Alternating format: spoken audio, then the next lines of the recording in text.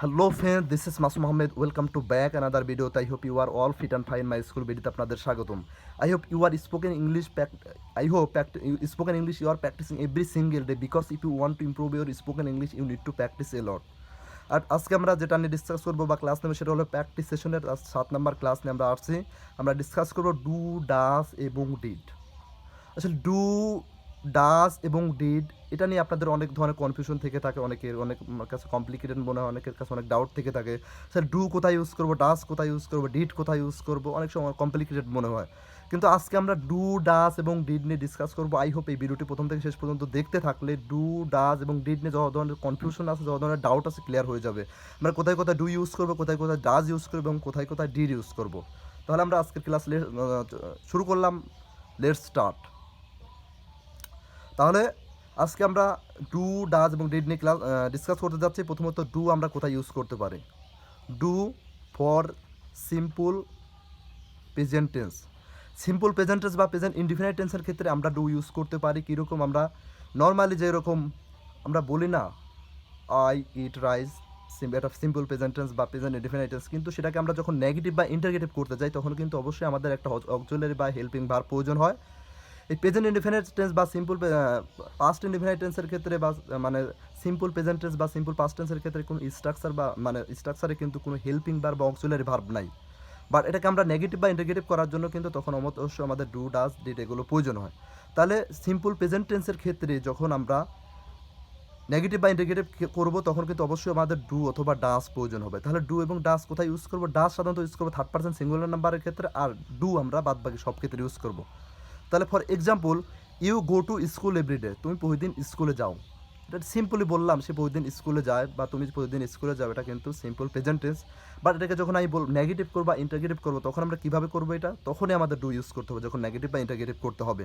For example you do not go to school everyday, তুমি প্রতিদিন স্কুলে যাও না. অথবা যখন আমি প্রশ্ন করবো, কীভাবে প্রশ্ন করবো, তুমি কি প্রতিদিন স্কুলে যাও, সেটা ইংলিশে আমরা কীভাবে বলবো, do you go to school everyday, তুমি কি প্রতিদিন স্কুলে যাও. আই হোপ বুঝতে পেরেছেন আসলে আমরা ডু দিয়ে কীভাবে আমরা প্রশ্ন করতে পারি বা না বোধক প্রশ্ন তৈরি করতে পারি বা হা বোধক প্রশ্ন তৈরি করতে পারি, বা সেটা আমরা নেগেটিভ বা ইন্টারগেটিভ কীভাবে করতে পারি.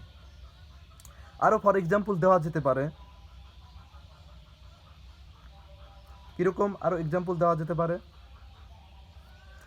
তারা ফুটবল খেলে, দে প্লে ফুটবল. এটা কি, এটা কিন্তু একটা simple present tense.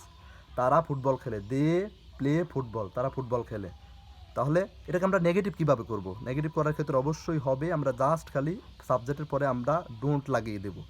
They do not play football, তারা ফুটবল খেলে না. অথবা যদি আমি প্রশ্ন করি তারা কি ফুটবল খেলে, সেক্ষেত্রে আমরা কীভাবে বলবো, আমরা শুধু ডুটা সামনে লাগিয়ে দেবো. ডু দে প্লে ফুটবল, তারা কি ফুটবল খেলে, সেটা কিন্তু প্রশ্নবোধক হয়ে গেল. তাহলে আমরা বুঝতে পেরেছি ডু আমরা কীভাবে ইউজ করতে পারি প্রেজেন্ট ইনডিফিনাইট টেন্স বা সিম্পল প্রেজেন্ট টেন্সের ক্ষেত্রে. ডাজ হবে থার্ড পার্সন সিঙ্গুলার নাম্বারের ক্ষেত্রে, আর থার্ড পার্সন সিঙ্গুলার নাম্বার যদি সাবজেক্ট না থাকে বাদ বাকি সব ক্ষেত্রে আমরা ডু ইউজ করবো. ডু দিয়ে নেগেটিভ করবো অথবা ইন্টারগেটিভ করবো.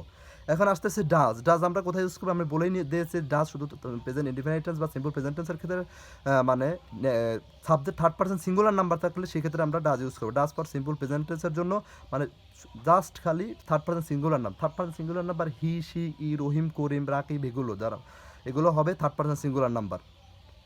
For example he eats beef, এখানে কিন্তু he third person singular number হওয়ার কারণে ভার্বের সাথে এস যুক্ত হলো. আমরা পড়েছিলাম প্রেজেন্ট ইনডিফিনাইট টেন্সের ক্ষেত্রে সাবজেক্ট যদি থার্ড পার্সন সিঙ্গুলার নাম্বার হয় তাহলে ভার্বের সাথে এস বাই এস যুক্ত হয়.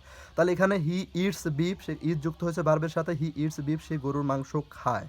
তাহলে এটাকে আমরা যখন নেগেটিভ করবো তখন কী করবো, নেগেটিভ করার জন্য he does not eat beef, সে গরুর মাংস খায় না. অর্থাৎ আমি সেটাই বললাম যে নেগেটিভ বা ইন্টিগ্রেটিভ করার ক্ষেত্রে আমাদের ডাজ ইউজ করতে হবে.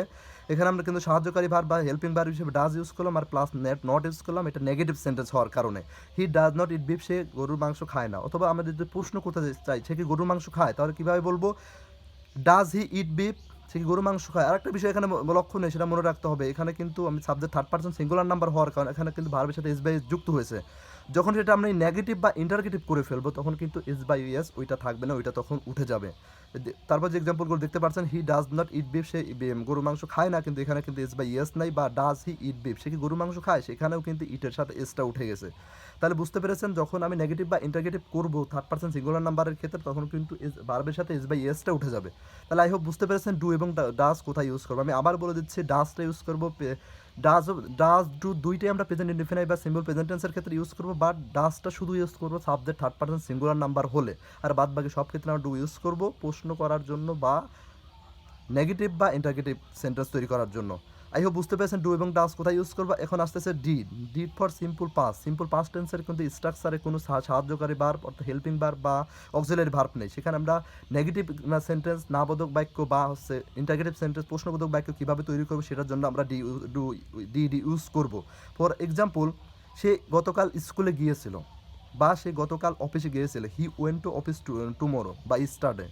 হি ওয়েন্ট টু অফিস স্টারডে, সে গতকাল অফিসে গিয়েছিল। এটাকে আমরা যখন নেগেটিভ করবো না বোধক করবো তখন আমাদের অবশ্যই তখন ডিডের প্রয়োজন হবে।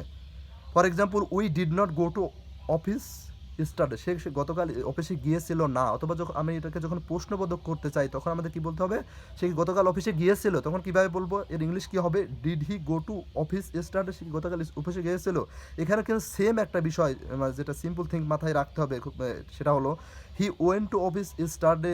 হি ওয়েন্ট টু অফিস স্টার, সে গতকাল অফিসে গিয়েছিল। এখানে কিন্তু সাবজেক্ট সেকেন্ড রূপ হবে, ভার্বের টু নাম্বার রূপ হবে, মানে প্রেজেন্ট মানে পাস্ট ইনডিফিনাইট টেন্সের ক্ষেত্রে বা সিম্পল পাস্ট টেন্সের ক্ষেত্রে ভার্বের টু নাম্বার রূপ হবে, ভার্ব টু হবে, V2 হবে। কিন্তু যখন আমরা এটা নেগেটিভ করলাম তখন কিন্তু ভার্বে মেইন ভার্ব হয়ে গেল, ওয়েন্ট আর হলো না। বা আমি যখন ইন্টারগেটিভ করলাম তখন কিন্তু মেইন ভার্ব হয়ে গেল। অর্থাৎ প্রেজেন্ট সিম্পল প্রেজেন্ট টেন্স বা সিম্পল পাস্ট টেন্সের ক্ষেত্রে দুইটা ক্ষেত্রেই কিন্তু মানে একটা সিম্পল একটা থিঙ্ক আছে, সেটা হলো প্রেজেন্ট ইনডিফিনিট টেন্স বা সিম্পল প্রেজেন্ট টেন্সের ক্ষেত্রে কিন্তু subject third person singular number হলে ভার্বের সাথে এস বাই এস যুক্ত হতো, বাট ওইটা যখন আমি নেগেটিভ বা ইন্টারগেটিভ করে ফেলবো তখন কিন্তু ওই এস বাই এস থাকবে না। আর পাস্ট ইনডিফিনিট টেন্স বা সিম্পল পাস্ট টেন্সের ক্ষেত্রে হলো সাবজেক্ট যেটাই থাক না কেন ভার্বের কিন্তু টু নাম্বার রূপ হইতো, গোর পরিবর্তে ওয়েন্ট হইতো, ইটের পরিবর্তে অ্যাট হইতো, এরকম মানে ভার্বের টু নাম্বার রূপ হইতো। বাট যখন ওইটাকে আমি নেগেটিভ বা ইন্টারগেটিভ করে ফেলবো তখন কিন্তু ওটা মেইন ভার্ব হয়ে যাবে। তাহলে আই হোপ বুঝতে পেরেছেন ডু ডিড ডাজ আসলে কোথায় আমরা কীভাবে ইউজ করতে পারি, এবং এটা ডু ডাজ ডিড নিয়ে যত ধরনের ডাউট ছিল কনফিউশন ক্লিয়ার হয়ে গেছে। ভিডিওটি আপনার জন্য যদি ভালো মানে একটু হলেও হেল্পফুল হয়ে থাকে তাহলে অবশ্যই ভিডিওটি আপনার পরিচিত যা ফ্রেন্ড সার্কেল আছে বা পরিচিত পার্সন আছে তাদের মাঝে ভিডিওটি শেয়ার করেন, এবং ভিডিওটি যদি ভালো লেগে থাকলে অবশ্যই ভিডিওতে একটি লাইক দিবেন, কমেন্ট করে জানাবেন কোন কোন বিষয়ের উপর ভিডিও চাচ্ছেন, আমরা নেক্সট সেই বিষয়ের উপর ভিডিও নিয়ে আসার চেষ্টা করবো। ভালো থাকবেন, দেখা হচ্ছে নেক্সট কোনো ভিডিওতে। Take care and keep learning.